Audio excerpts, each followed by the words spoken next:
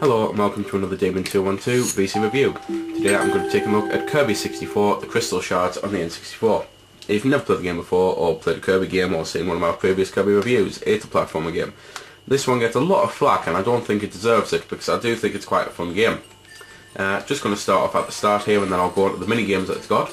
Basically there's 6 worlds, each world has a boss, each world has a certain amount of phases. This one here has 3 I believe, well 3 courses, and then each level has 3 phases.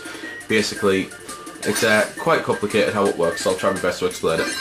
There is, that's a new power I've never got before. These are just like some of the powers you can get on the game. This is obviously Flaming Arrow.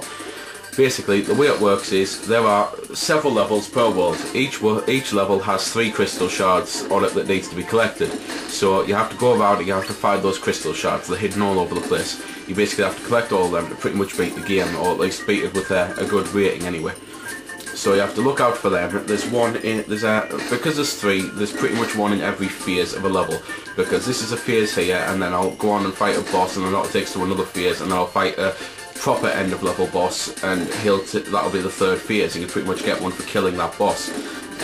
However, some levels are larger and they've got 4 or 5 phases, so it means that you have to really keep an eye out for the crystals, because they could be anywhere.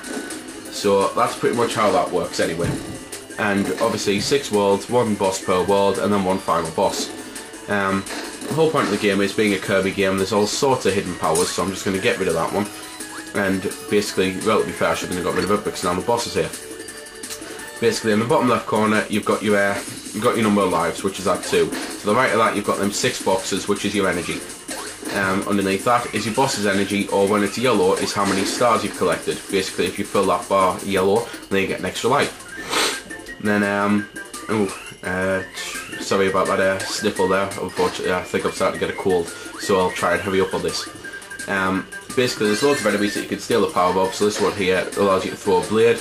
Or you can actually now mix and match the powers, and I'll try and show you what I mean here, because there should be another one coming up, another power that I can steal. You just basically push on these certain buttons to get your power to come up. Unfortunately though, not that one. So there you go, that's my power up now, and I just basically throw this into another enemy's power. Although, seeing as that spring doesn't have one, I'll kill that spring over here, hopefully, with this little boomerang thing. Maybe not.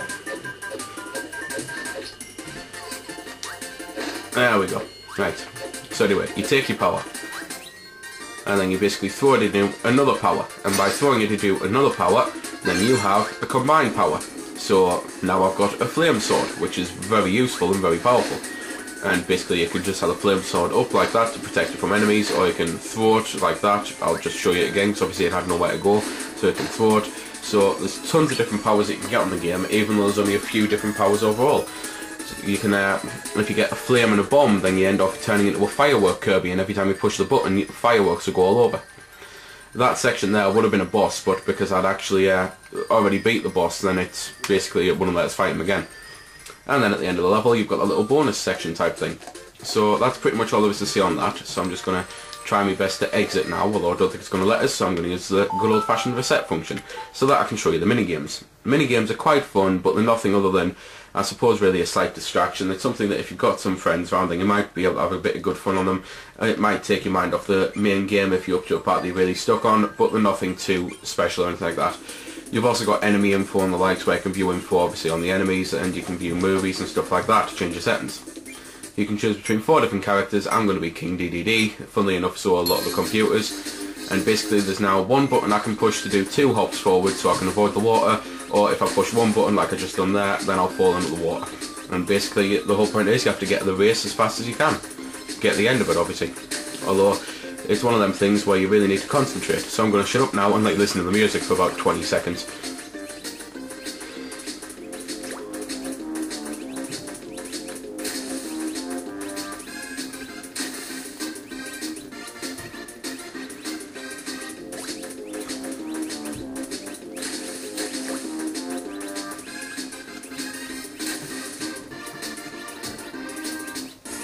So there we go then. That's that done. And so much for blaming the fact that I was speaking at the computer, because I still made several mistakes. Unfortunately, the main problem with this is that you have to actually wait for the damn computers to finish, so you're standing around for ages while Kirby over there is acting like an idiot and can't even hop over a puddle of water. I say that, I fell into about 3. So there we go then. That's pretty much everything that the game's got. Graphically, I think the game is fantastic. I think it looks really good. It's one of them that's a bit odd. I think that it's quite bright and colourful, and some of the character models look really good. But at the same time, King Dedede, I've seen him in Brawl now, and I'm thinking this looks not like King Dedede to me. So it's one of them where I think older games has spoiled it. Well, newer games really, I should say, have spoiled the graphics. So there we go then. That's been the review. I hope you found it helpful. I don't score the games because that's based purely on opinion, so instead I'll leave you to make your own mind up.